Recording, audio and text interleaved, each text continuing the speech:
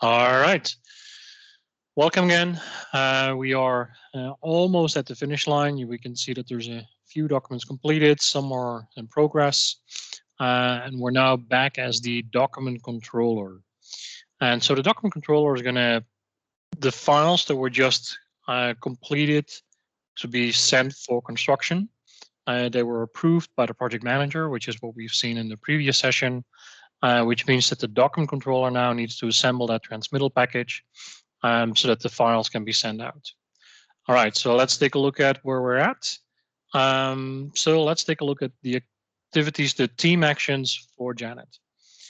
So we can see that there is a number of files here. Please select the transmittal package of the client and set the client approval code. If you pay attention here, then you can see that there are two tasks for one file, right? So this is actually the same file. And what the system did, it said, well, first of all, you're going to need to send out the actual package, but to make sure that you're staying on top of it, we've also created a task for you to, if the client does not want to respond in the system, which is how we've set it up here, but they respond in a different way, then on behalf of the client, you can say, I'm going to approve this, right? So what we're going to do in this case, we're going to select these because they all need to go into that transmittal package and say select package. We're going to take a side step here because what we're going to see when I hit this, that this is empty, which is on purpose. There are packages, but they're not ready or open to be used, right? So the first thing that we're going to do is say outgoing transmittals. And there's a whole set of packages that already went out in the past. But what we're going to do, we'll create a new transmittal package so that we can send it out. We're just going to call this for documents IFC. For documents as per your request. That's okay.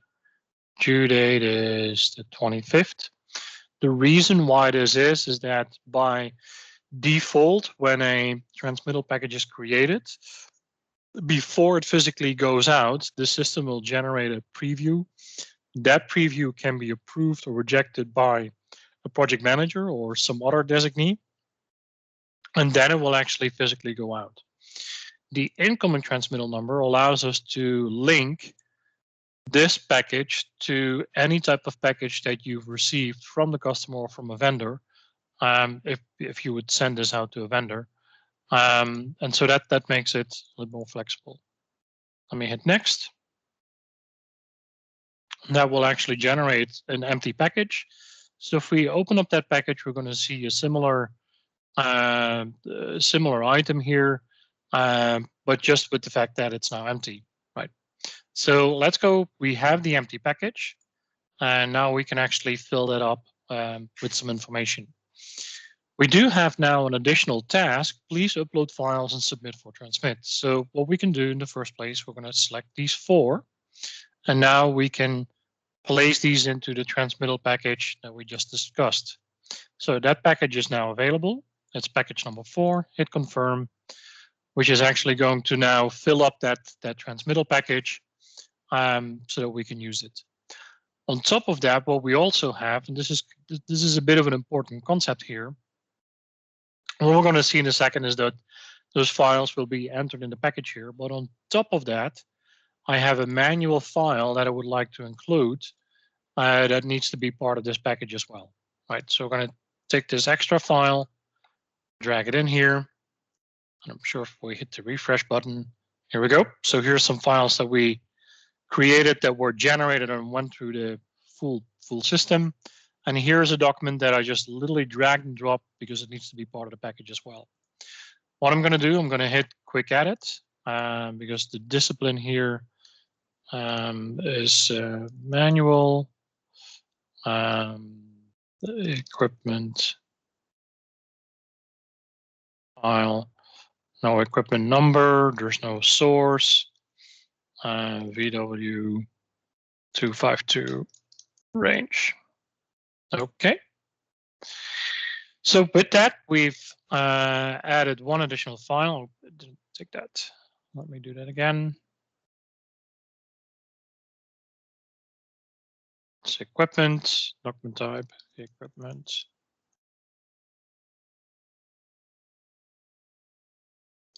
Manual file not controlled. Design phase. It's a basic. These are not required, just for good measure. All right, so we've provided all the details that we wanted to add, which now essentially means, so these were the files that we generated and reviewed and that we wanted to send out. And what we're going to do now is we're going to send this actually out to the client. So all we're going to do is say submit for transmit, and then these files will be sent out. Because I'm the document controller, this now will go into approval, right? So again, everything that we do has a timeline and activities, and so the please upload files and submit for transmit, that activity is completed, which means that now the system actually generated a cover sheet because we're in the process of creating a transmittal. So I could take a quick preview at that transmittal cover sheet, which is currently just an Excel spreadsheet. And here we go. Again, this is just an example, and whatever the format is that you would like to send it in, that's absolutely possible. So in this case, we only included the document title, but if we need to include like the discipline or whatever the information might need to be, that's easy to adjust because it's just an Excel type layout that can easily be modified, right? But obviously there's a logo as needed, some type of number, et cetera, right? So with that, the package is now completed.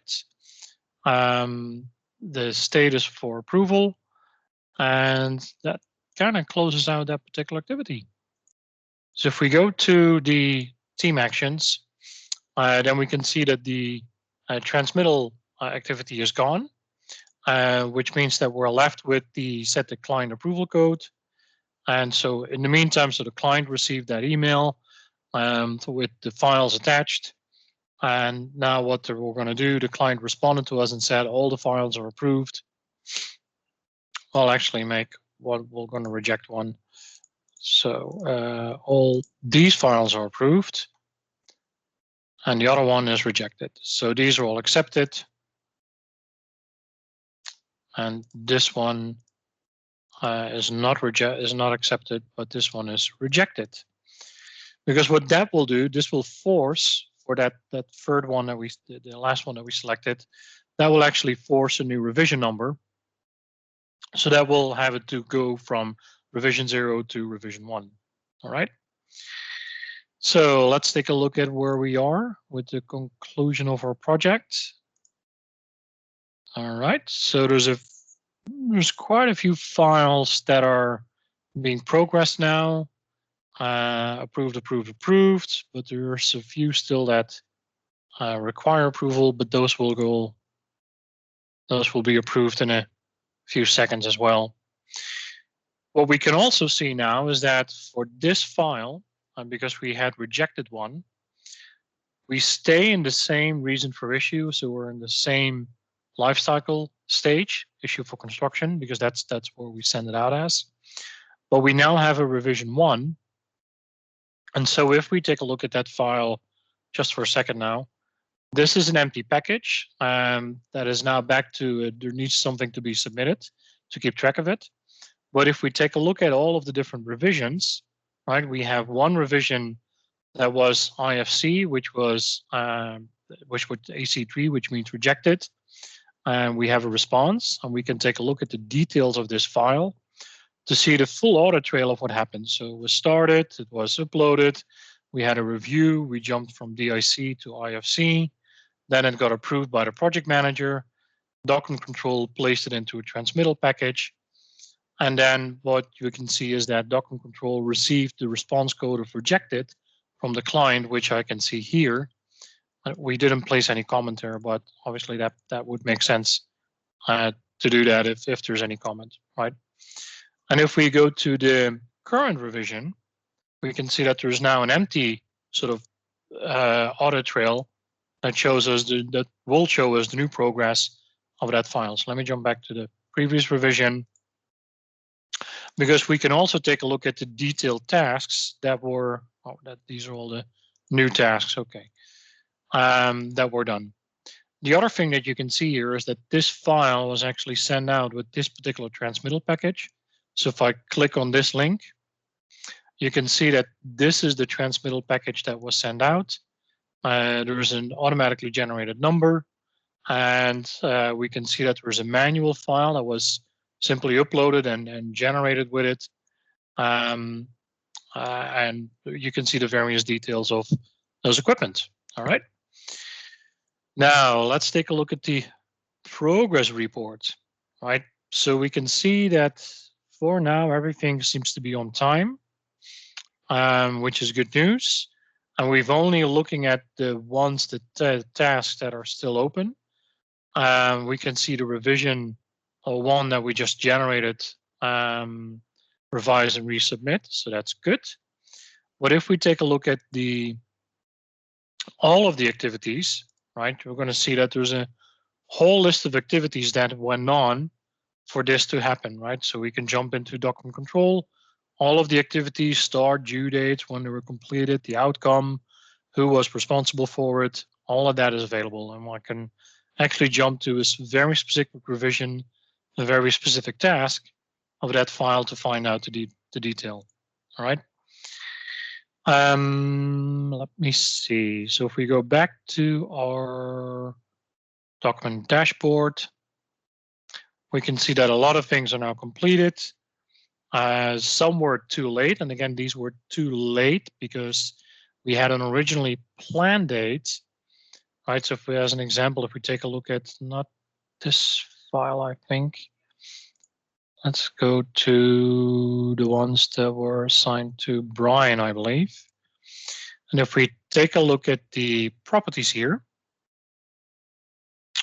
we can see that the, no, this was the wrong one. Sorry, I'm looking at the, maybe this one.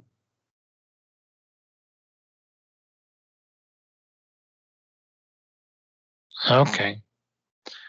Yeah, it's updated, but there is an actual forecast date. So there are 3 different dates that we keep track of: the start date when it needs to be started, the actual start date, the planned DIC due, and then the forecast DIC due. So if you plug in an original sort of date that you start out with, but then update it, then the forecast date is also updated as well. All right. All right, so that sort of concludes our little test project here. I hope this gives a little bit of a better overview of what the application can do. And obviously, if there's any questions, then please let us know.